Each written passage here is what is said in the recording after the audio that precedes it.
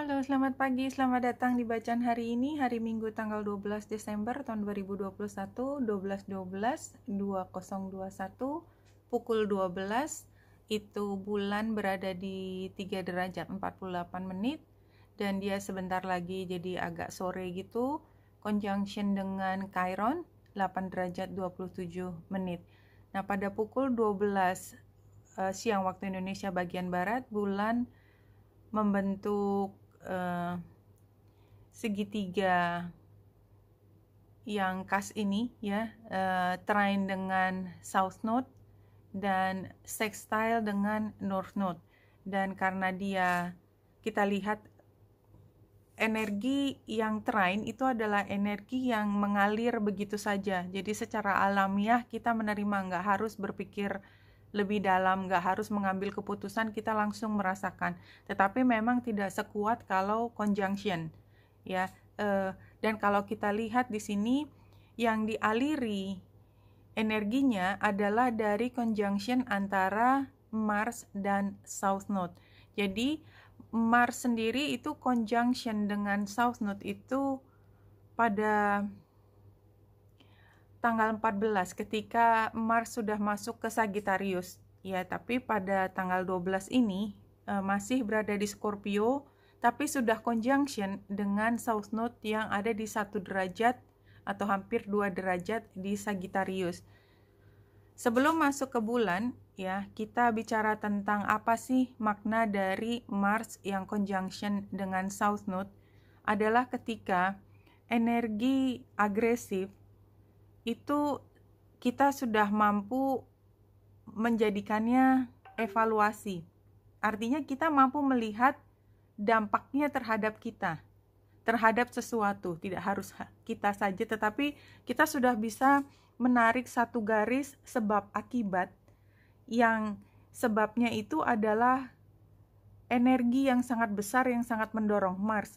Kalau dia negatif, maka dia agresif, ekspansi yang invasi. Tetapi kalau dia positif, karena energi adalah energi, bagaimana dia bentuknya tergantung siapa yang mencerap dan bagaimana intensinya, apa niatannya.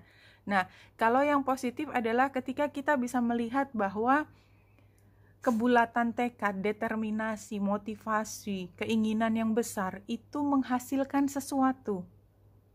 Itu terlihat, sekarang udah lihat. Jadi termasuk kita mampu melihat apa hasilnya.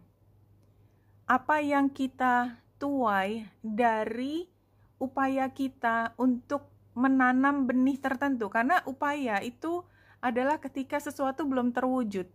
Pada waktunya baru akan terlihat ketika wujudnya sudah nampak. Tetapi selalu ada waktu antara mulai mengupayakan dengan hasil, itu selalu. Karena semua upaya itu tidak ada upaya yang mudah. Kalau yang mudah itu bukan di Mars ya. Karena Mars itu kan waktunya muternya lebih panjang. Berarti dia tetap butuh waktu yang panjang untuk memunculkan hasil yang sebenarnya.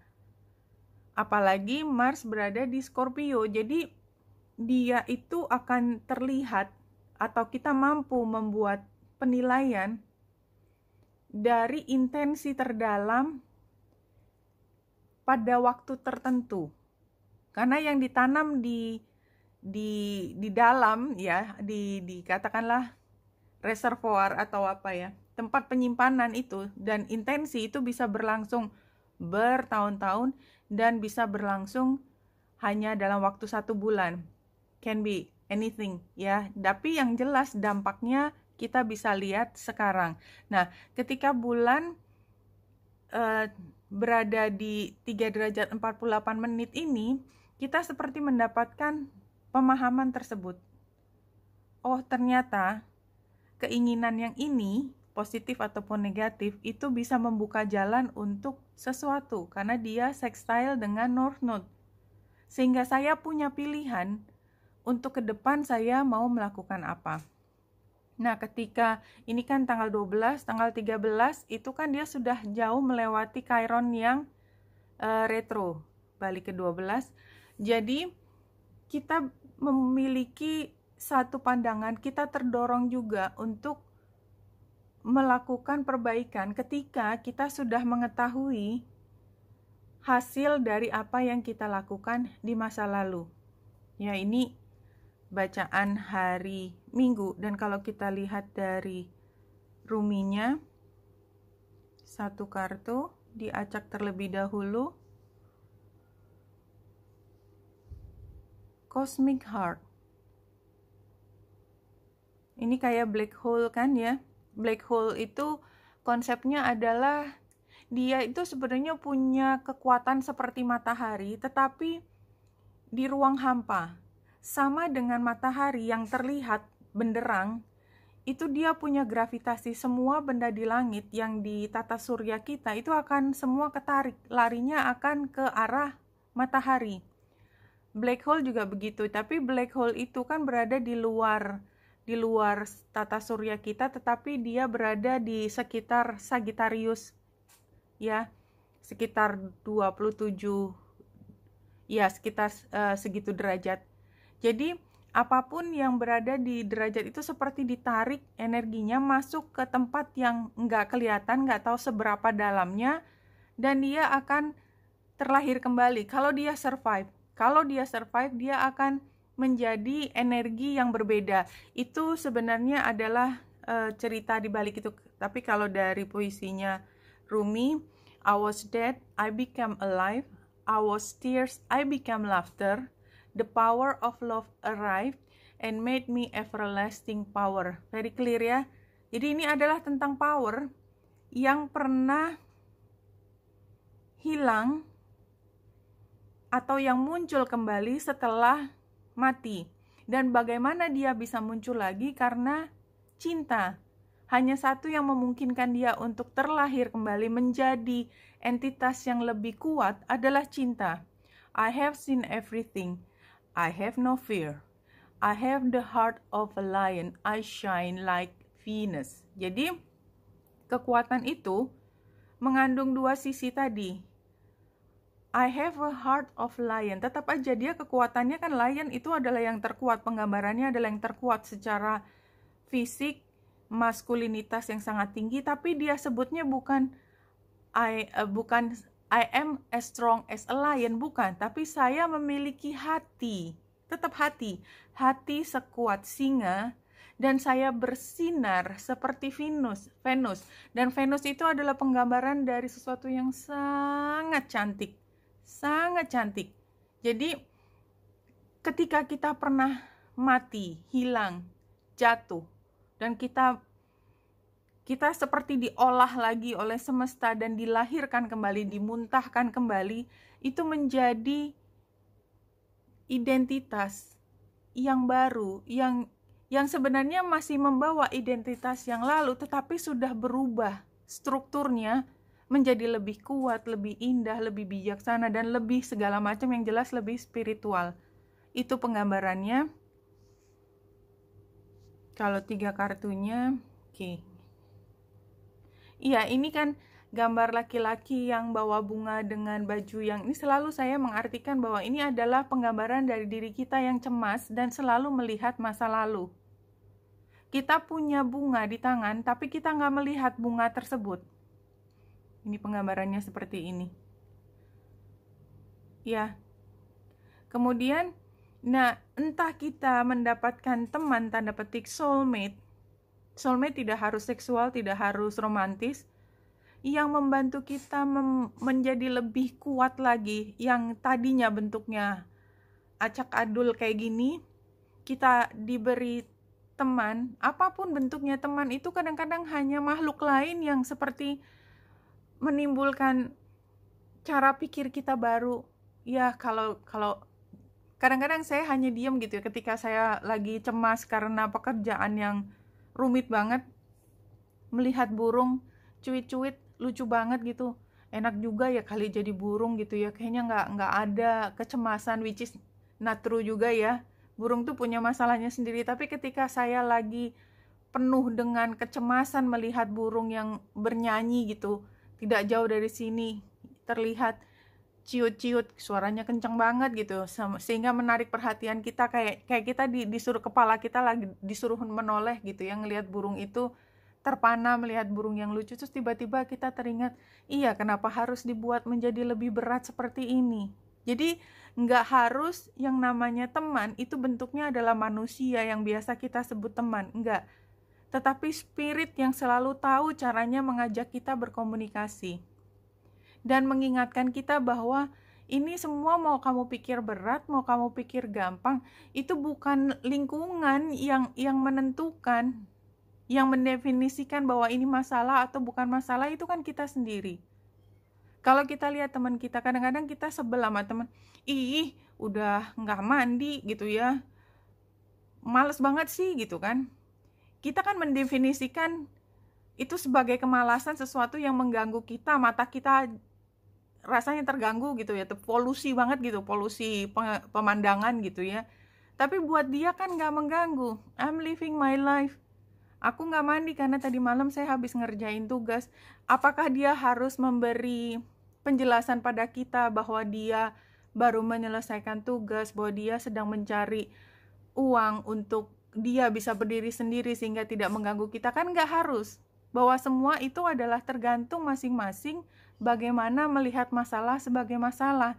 Jadi bukan tergantung masalahnya itu sendiri, tapi tergantung bagaimana kita memberi arti pada masalah yang di depan kita. Sebenarnya membaca chart itu juga hanya begitu, hanya semua kode-kode dan kita mencoba untuk memahami apa ceritanya tergantung dari pengalaman kita. Kita tahu persis simbol-simbol itu maknanya apa, dan tiba-tiba otak kita sendiri yang menyambungkan ceritanya. So, wish wisely, satu kartu yang keluar jumping. Jadi, apa sih yang kita inginkan? Yang kita inginkan ketenangan. Oke, kalau kita ingin ketenangan, kenapa kita ngurusin orang lain yang bolak-balik di situ, dan kemudian kita marah-marah membuat kita nggak tenang? Untuk apa? Wish wisely, kita berharap bahwa dia berubah. Why? Kita bisa ngomong, sekali ngomong, tapi kita tidak membiarkan diri kita menjadi orang yang merasa bersalah atas kesalahan tanda petik orang yang berada di lingkungan saya. Dan saya tadi menyebutkan tidak mandi tadi. Why? Saya kan nggak harus berharap dia mandi, dia udah dewasa. Beda kalau dia itu adalah anak kita yang masih kecil, masih berada di pengawasan kita. Mungkin kita memang harus melakukan tindakan tertentu selain hanya bilang, hanya mengatakan. Kalau kita lihat yang berikutnya, ya, fruition ini adalah seperti Mars yang ketemu dengan, atau yang conjunction dengan South Node, ketika kita sudah mampu melihat hubungan sebab akibat dari masa lalu dan hasil yang kita ambil sekarang. Kalau 3 kartu dari sini, grounding, ini masalahnya go deep, explore your roots. Jadi artinya ini kita udah punya satu periode kita memahami semua sampai ke dasarnya. Selalu kan kalau kita membuat analisis, selalu yang ditanya kan root cause atau penyebab akar masalahnya. Nah, itu yang kita sudah pahami, kemampuan untuk melihat sebab akibat, root cause. Root cause bahasa Inggris, dan itu biasa kita pakai untuk analisis. Kalau masalahnya ini kenapa sebabnya turun terus sampai yang paling core sendiri, itu namanya root cause. Atau kalau di sini go deep, explore your roots, itu namanya grounding. Kita udah bisa bikin pohon masalah tadi. Nah, sekarang saran untuk hari ini, current situation-nya, kita mampu melihat dari atas. Ketika kita melihatnya di depan kita, sekarang kita melihat dari atas dan kita tidak terlibat langsung dengan drama atau analisis tersebut, tapi kita memahami dari kacamata pandangan helikopter. Dan setelah kita mengetahui semua, ya, dari root cause-nya, dari kita melihat dengan cara pandang yang lebih tinggi, you are strong beyond measure. Itu kalau buat saya ini adalah satu hal yang bisa dibilang pastilah. Kalau saya ketemu dengan orang yang punya kapasitas tinggi, sangat berpengaruh. Apa sih yang dia punya? Yang dia punya adalah pengetahuan, memahami apa yang menjadi sebab utamanya, Kemudian dia melihat tidak hanya dari dirinya sendiri, sehingga dia tidak seperti kalau kita lihat peta tuh, kalau kita berada di tengah dan lihat lampu lalu lintas, kan beda dengan kalau kita melihat peta di atas. Kita tahu dari sini arahnya kemana. Kalau di bawah kan kita hanya bisa lihat ini kalau ke kanan ke sini, beda ke kanan hanya dimensinya kanan kiri. Kalau kita lihat dari helikopter view atau dari petanya, kita bisa melihat hubungannya, posisinya dari tempat-tempat yang lain. Nah, ketika kita punya kemampuan untuk melihat semua itu, seperti orang yang mampu membuat strategi perang kan yang diperlukan itu. Dan oleh sebab itu, orang yang punya kemampuan melihat akar masalah dan posisinya di mana, itu dia akan kuat. Dan ini juga dilakukan buat orang yang ahli pemasaran kan. Jadi dia selalu tahu orang tuh kenapa beli ini sih. Karena dia mencari root cause-nya apa. Orang tuh beli karena impuls atau karena memang butuh atau karena hanya warnanya, package-nya atau apa. Dari awal dia udah tahu. Oh, kalau gitu kita rencanakan begini caranya, mulai dari harga ya, kalau yang belajar pemasaran, dari distribusinya, retailnya kemana. Nah, dengan kemampuan itu dia akan muncul sebagai pemenang dalam memasarkan barang tersebut. Kira-kira seperti itu. Sorry, jadi teknis banget.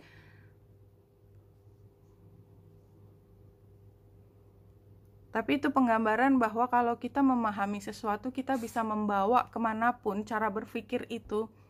Tidak hanya untuk keseharian, tetapi untuk cara berpikir yang lebih bisa dipakai untuk strategi.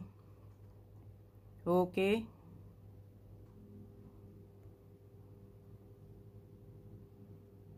Ya, kalau di sini penggambaran yang pertama adalah kita unhappy. Kita tuh punya kekecewaan, ada sesuatu yang masih kita inginkan dan belum terpenuhi. Itu situasinya sekarang. Jadi kita masih mengangan-angankan sesuatu, dan tadi juga keluar wish wisely ya kalau nggak salah ya. Jadi mungkin yang kita angan-angankan itu bukan sesuatu yang sesungguhnya kita butuhkan, who knows, tapi yang jelas keluar ya, keluar di informasi hari ini, so be careful. Jadi kadang-kadang kita menginginkan sesuatu di satu saat. Dan tentu saja apapun yang kita inginkan, kita komunikasikan, karena kita kan selalu terkoneksi, sadar atau tidak. Itu kan didengar oleh semesta, dan semesta memberi. Dan ketika kita sudah diberi, so what? Jadi saya ingat, sorry ya agak panjang sedikit, saya melihat kucing saya, kucing yang kecil itu, kalau saya kasih mainan kucing, yang bulu-bulu itu, dia berusaha menangkap. Karena dia ingin menangkap. Ketika sudah menangkap, so what? Dia tarik sana, tarik sini, so what? Gitu ya. Jadi kadang-kadang kita juga menginginkan sesuatu, menginginkan kekayaan. Kita dikasih kekayaan sesuai dengan kemampuan kita. Tapi kita nggak tahu mesti buat apa. Akhirnya dipakai buat yang enggak-enggak. Yang akhirnya bukannya konstruktif buat diri kita, tapi destruktif buat diri kita. It happens all the time. Ya, so be careful what you wish. You might get it and you don't like it. It happens all the time. Ya, jadi memang nomor satu itu selalu syukur, dan selalu koneksinya itu adalah koneksi yang kita sadar bahwa kita tuh terkoneksi. Ini challenge-nya difficult relating. Iya, memang kita sukar gitu loh untuk bersyukur. Sebenarnya pada akhirnya adalah bersyukur, ya. Dan bersyukur kepada siapa sih? Bersyukur kan kalau kita ngomong kayaknya bersyukur hanya kepada yang maha kuasa. Enggak hanya itu, pada lingkungan kita, pada orang-orang yang pernah membantu kita. Kita tuh ngomel aja, kita nggak suka aja, ada aja yang salah di orang yang di dekat kita. Tapi kalau dia hilang, itu ada sebagian dari diri kita yang hilang juga. Setidaknya kita bersyukur kita pernah ketemu sama dia, kita pernah diberi sosok tersebut di saat kita membutuhkan, dan kita pernah minta juga. Setelah minta bersama, ternyata kok banyak jeleknya gitu kan, kita nggak suka. Ini orang mau diapain ya, mau dilepas, tapi kalau dilepas itu gimana, orang dulu juga aku yang minta gitu ya. Tapi kalau bareng kok, aduh nyebelinnya luar biasa. Tapi rasanya seperti itu. Hari ini advice-nya ya,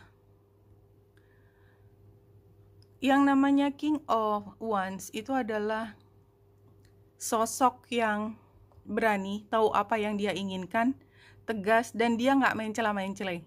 Nggak. Pikirannya satu. Kalau mau ya mau. Kalau mau dijalanin ya dijalanin. Coba saya lihat. Oh, ini Leo, King Leo. Jadi energinya adalah, ya dia punya aku sekarang, aku akan menikmati saat ini. Ya saat ini saya nggak usah mikir tentang masa lalu, saya udah nggak usah mikir tentang masa depan. Yang penting saya nikmati waktu pada saat ini, saya akan berkreasi. Saya manfaatkan semua energi yang saya terima hari ini semaksimal mungkin. Nggak usah mikir yang jauh-jauh, udah enteng, lempeng aja. Ini King of Wands. Dan ini hasilnya adalah bahwa ternyata kita tuh punya pilihan apapun. Tadi kan kita ngomel terus ya, gambar rumah terbalik itu kan kita ngomel. Apa aja salah, apa aja nggak benar. Rasanya pengen ngomelin kiri, nengok ke kanan, ada yang dilihat, ngomel lagi, lihat ke depan, ngomel lagi. Enggak, kita tuh punya pilihan. Kita punya pilihan untuk tidak ngomel. 2, untuk tidak hanya bicara tetapi melakukan sesuatu terhadap hal tersebut. Pilihannya itu banyak sekali. Hanya kalau kita mau melihat dengan kacamata tadi, root cause dan helicopter view. Dan ini pesan yang terakhir dari Spirit. Hari ini banyak sekali wejangannya ya. You are wise and powerful, far beyond what you were taught as a little child or as an adult. Jadi ini udah jelas sekali merangkum dari semua cerita tadi, wejangan yang tadi saya nggak sengaja keluarin wejangan kiri, wejangan kanan tadi, bahwa kita tuh sebenarnya udah punya kearifan dan kita tuh sangat powerful, lebih powerful daripada apa yang kita diajarin ketika kita masih kecil. Kalau kita taunya kalau gini harus begini, kalau itu harus begitu, udah. Kalau begini jawabannya begitu, oh itu salah. Enggak, mungkin ada benarnya juga. Jadi open minded, atau sebagai orang dewasa bahwa kita harus punya tanggung jawab yang ini. Sebagai orang tua saya harus melakukan, sebagai pemimpin yang kuat, sebagai perempuan, sebagai laki-laki. Nah, suara saya udah mulai sinis lagi. Bukan itu maksud saya. Maksud saya adalah kita kadang-kadang terperangkap dalam situasi di mana pilihan itu sangat terbatas karena kita melekatkan pilihan kita, tindakan kita dengan identitas yang ada yang melekat di sesuatu, entah diri kita atau orang lain. Dan barangkali itu hanyalah ajaran dari sosial di mana ada kemungkinan lain bisa dipilih selain dari apa yang kita pernah diajarkan. Oke, wanita yang dirasa di sini semoga membantu. Salam hati dan cahaya.